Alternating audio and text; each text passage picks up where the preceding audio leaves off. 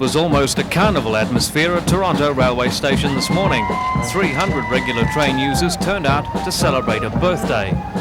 The local high school band played, and the train broke through a banner marking the anniversary.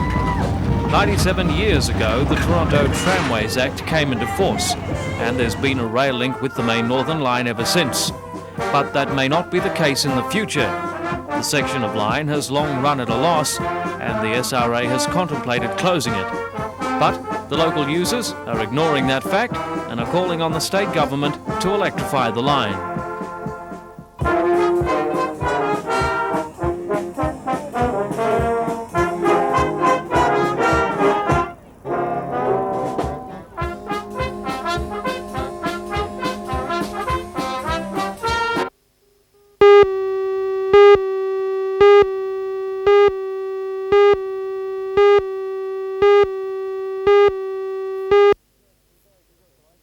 Barry, congratulations. How does this event compare with others?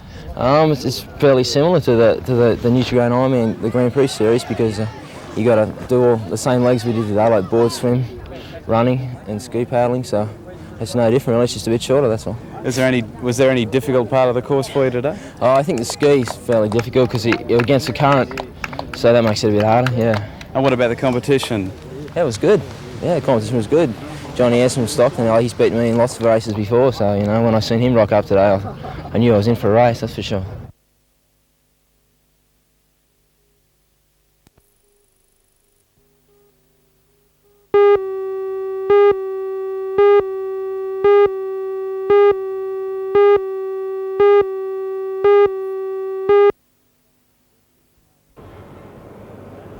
Since the Samaritans formed in 1984, they've provided more than 90 tonnes of emergency supplies to countries needing disaster relief, this time to North Vietnam.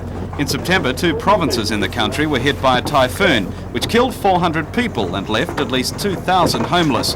This emergency aid has been donated by the Department of Health and regional hospitals in the Hunter and Central Coast regions, the Union of Australian Women and the Samaritans themselves. The transport has also been provided free of charge.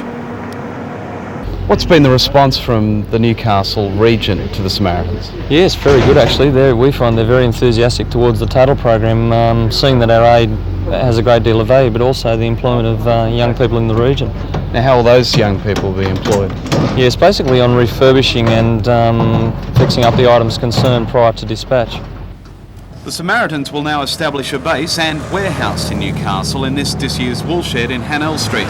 The warehouse was donated by the MSB. The Son Ben Hai will take about 10 days to reach the North Vietnamese port of Hai Phong.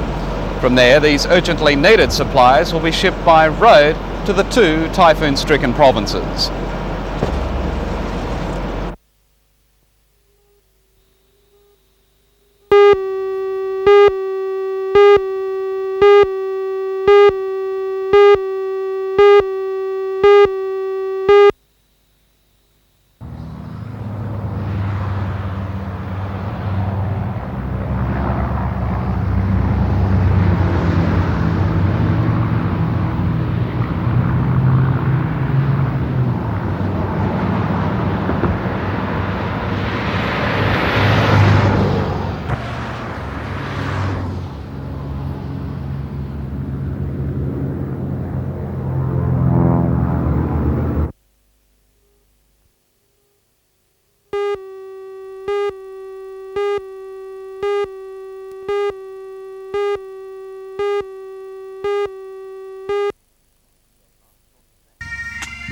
They marched onto National Park flying the flags for the annual Northern Review of the St John's Ambulance Brigade.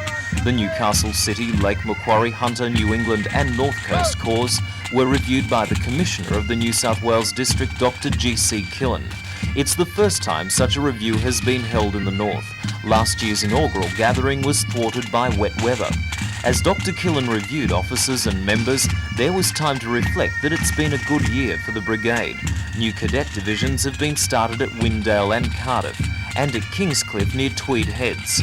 And all divisions have performed many hours of invaluable service to sporting clubs and members of the public.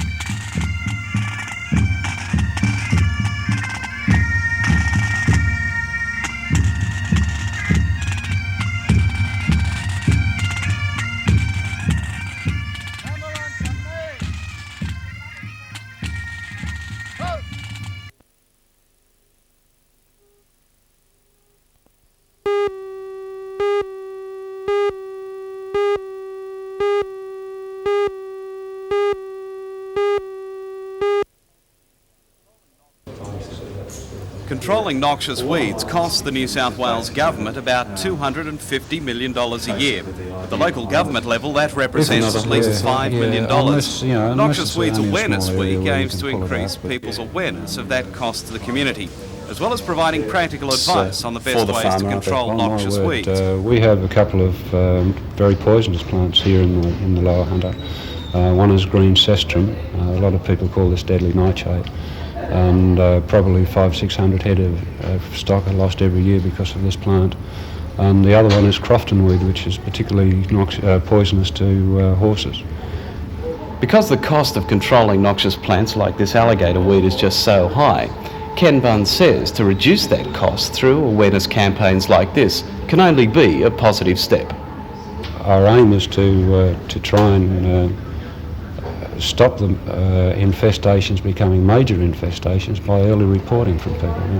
If they see a weed that they think is noxious, if they bring it in so they can identify it, we may save quite a lot of money in the long term by getting onto it now rather than in, say, 2 years' time when it's covering hundreds of acres. Great. Very good.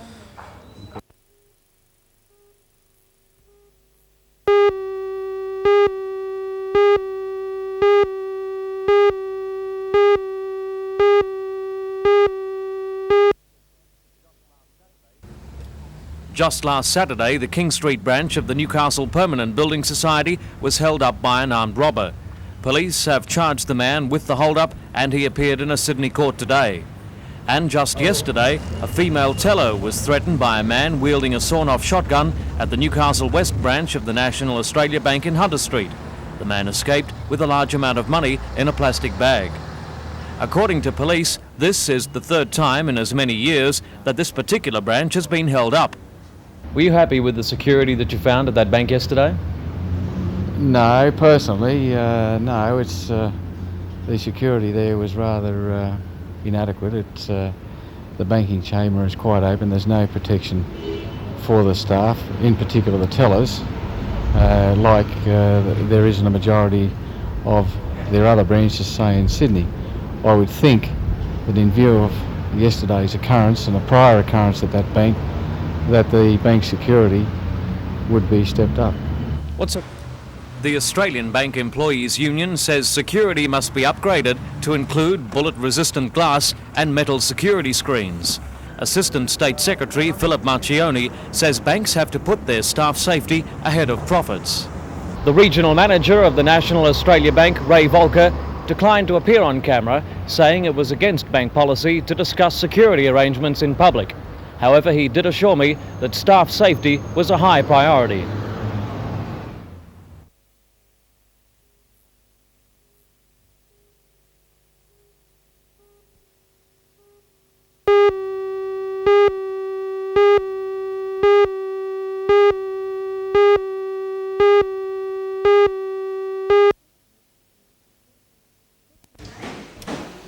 Seven weeks ago, the 12 adults taking part in the new scheme were unemployed. But now, through federal government funding and a home help need in the community, they've all become caregivers. The idea behind the program came from head of the Home Economics Department, Jill Buckman, who says that the course fits in with the government's latest trend of keeping the elderly and disabled in their communities rather than institutions. The government does seem to be turning around into looking at keeping people more within the home situation, particularly the elderly people. We feel there will be quite a good call for them. There will be a good chance of them getting a job. If not a full-time job, then at least, say, 3 or 4 half days a week, which would give them an adequate income and certainly give them back their self-esteem.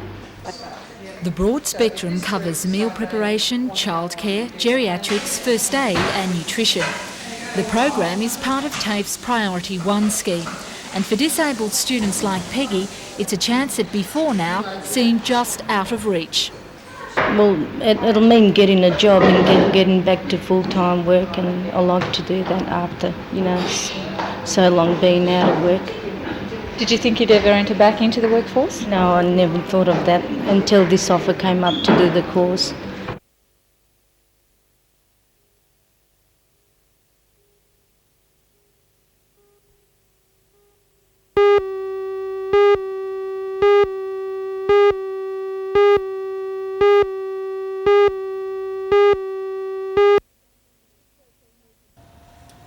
13-metre semi began losing its load just south of the Belmont 16-footers club, but it didn't come to a halt until a kilometre along Crowders Bay Road, leaving in its wake a beer bottle-scarred roadway. According to the driver, a pallet at the rear of the load shifted and started spewing bottles onto the roadway.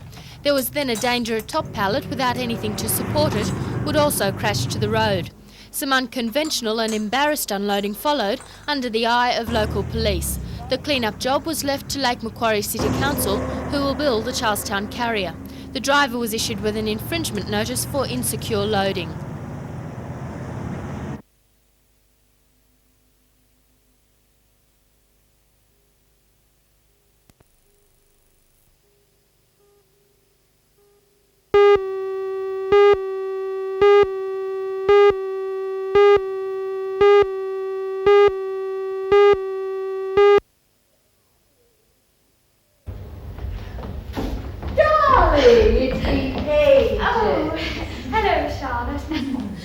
Set on a game of life checkerboard, The Real Thing is English playwright Tom Stoppard's look into the lives of two married couples.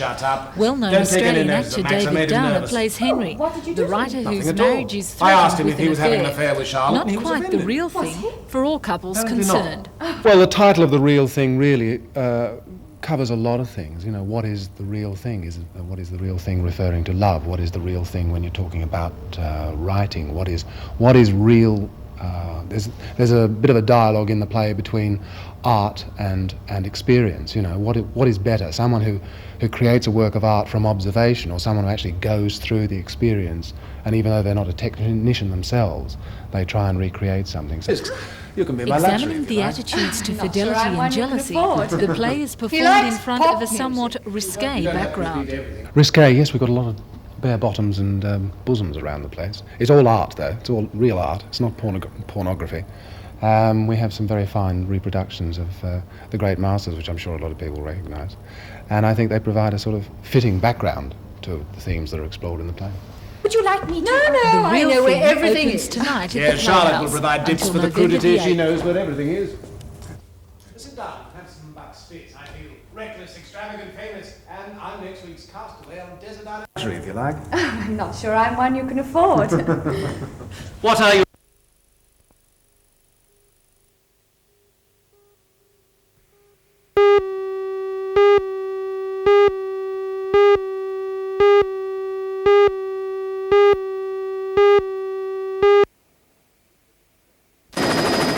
Strait has enjoyed remarkable success at international wine judgings in recent years. This year's judging season had an excellent start for the company when it topped the gold medal count at the Hunter Valley Wine Show. The International Wine Festival in Atlanta, Georgia, saw Wyndham's collect 1 gold, 4 silver and 11 bronze medals. The gold medal was awarded to a dessert wine, the 1982 Late Harvest Rhine Riesling. The tally of 16 medals was well ahead of 10 other Australian winemakers at the show. Seppelts from the Barossa Valley and Rosemouth from the Hunter did next best with 7 medals each. Wyndham's managing director Brian McGuigan says the success is further evidence that Australian wines now stand tall on the world wine stage. It tastes fantastic.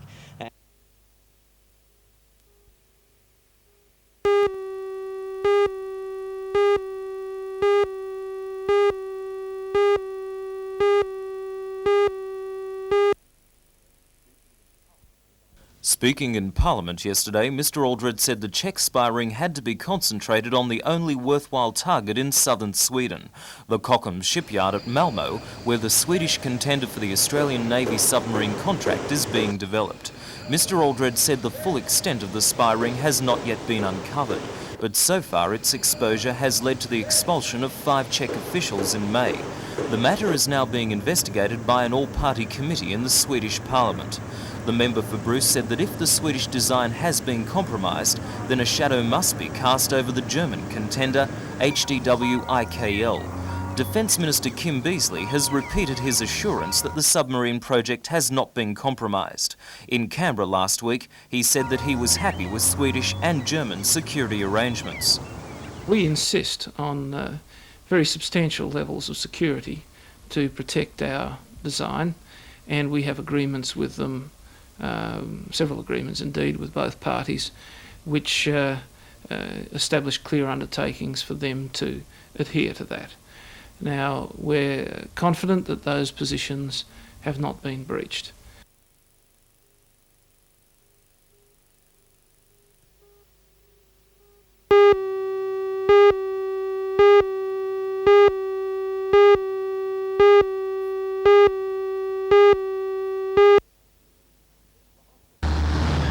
The hospital had already begun work on the project using its own funds. These will now be rediverted and the government grant used. The upgrading of the 36-bed unit with full facilities became urgent and could not wait for any master plan. Nor could the needs and wants of nursing staff, who convinced Mr Anderson that their common room urgently needs upgrading. But it was the long and often called for complete redevelopment of the Maitland Hospital that was the most pressing matter. The Minister will be seeking advice from all quarters and has set aside $40,000 for the formulation of the plan. I inspected the theatres and recovery area today. There are 2 theatres. There would appear to be, on what's put to me today, a need for 3. There certainly is a need for, at the very least, refurbishing of what's there, but I think the construction probably of new theatre facilities, recovery areas close by, and other resources need to be provided either in improved or in brand new form. The master planning exercise will be able to identify those things, cost them, and I hope give me a program of staged implementation, which hopefully we may be, depending upon that exercise being finished in early 87, be able to contemplate commencement of in the financial year 87-8.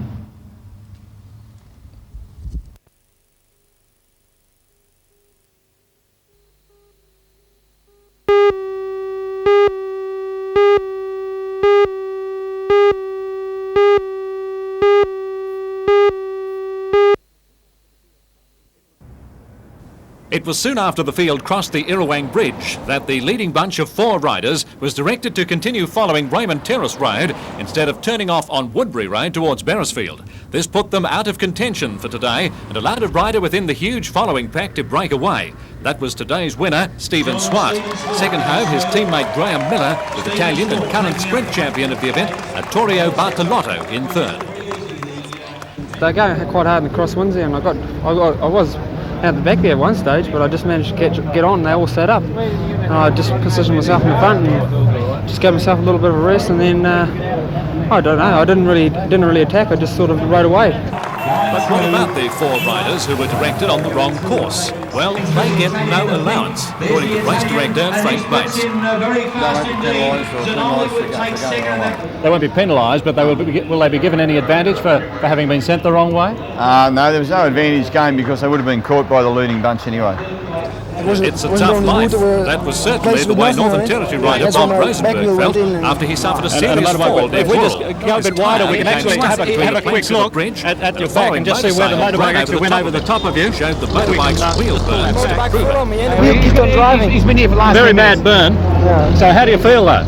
Yeah, very bad. Well, you better get yourself off to hospital. The worst is I lost my chance to win the race. That's the worst. It wasn't a good day for the Northern Territory team. Rosenberg's teammate Kevin Berwick is in hospital after a serious fall earlier on.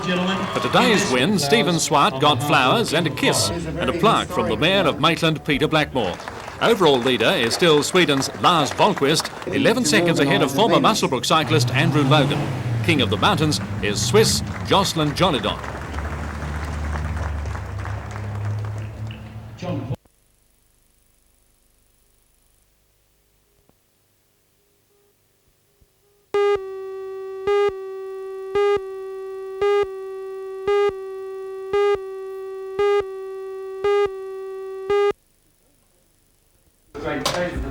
Before he joined Newcastle University in 1975, Professor George was instrumental in setting up the Lucas Heights Atomic Centre.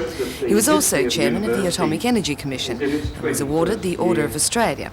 In his address to the meeting, Professor George said the construction of the new Hunter Technology Development Centre, a $5 million project being built on campus, was evidence of a new thrust in university affairs. He spoke about the continued growth of the university and changes that had taken place during his time there. He officially retires from his post as Vice-Chancellor on the 31st of December. We've had a record sum of over $1 million for research from the Australian Research Grants Committee. and about $1.3 million from the health funding body. Of course, our medical school has been one of the great events of my time here. Well, then you must be disappointed that your successor is not going to be an Australian. All universities in their appointments always seek what they judge to be the best person. That's called EEO, Equal Employment Opportunity. I believe that Professor Morgan will get the same warmth, support and welcome that I had, and I think the university will be well served.